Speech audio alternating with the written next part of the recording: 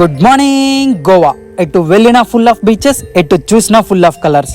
Mummy Goa వచ్చిన సినిమాల ప్రభావం ఏమో తెలియదు, కానీ మన జనరేషన్స్కి గోవా ఒక డ్రీమ్ డెస్టినేషన్గా మారింది. ఎందుకంటావు? ఏమో బీచెస్ ఎక్కువనేమో, అది కూడా కరెక్టే కదండి సార్.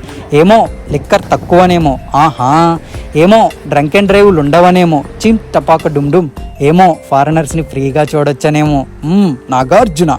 ఏమో పబ్ కల్చర్స్ ఉంటాయనేమో, ఏమో పెద్దవాళ్ళ గేమ్స్ ఎక్కువ ఉంటాయనేమో, అది కూడా బిగ్ డాడీలో. అంటే ఎస్, హాయ్ అన్నారు కదా అని అడ్డమైన ఆటలాడేవే అనుకో, మీది మొత్తం 1 lakh పోయింది, 20,000 ఎక్స్ట్రా GST అంటారు. కథం, టాటా, గుడ్ బై, గయా. ఫైనల్గా తీసుకెళ్ళిన అమౌంట్ అయిపోయాక ఈ నగరానికి ఏమైంది? మూవీ క్లైమాక్స్లో బీచ్ ఒడ్డున కూర్చొని, రే కౌశిక్, చిన్నప్పుడు స్కూల్ డేస్ కాలేజ్ డేసే బాగుంటుండేరా. స్కూల్ డేస్లో పిక్నిక్ అని దగ్గరలోని మామిడి తోటకు తీసుకెళ్ళి డే మొత్తం గేమ్స్ ఆడిపిస్తే ఫుల్గా ఎంజాయ్ చేసేవాళ్ళం. కాలేజ్ డేస్లో రే నీకు ఫ్రెండ్షిప్ కావాలా, రిలేషన్షిప్ కావాలా అంటే ముందు స్కాలర్షిప్ కావాలనే డేసే బాగుంటుండేరా. ఇప్పుడు ఈ జాబ్లో సో అనుకుంటూ బాధపడుతూ ఉంటాం.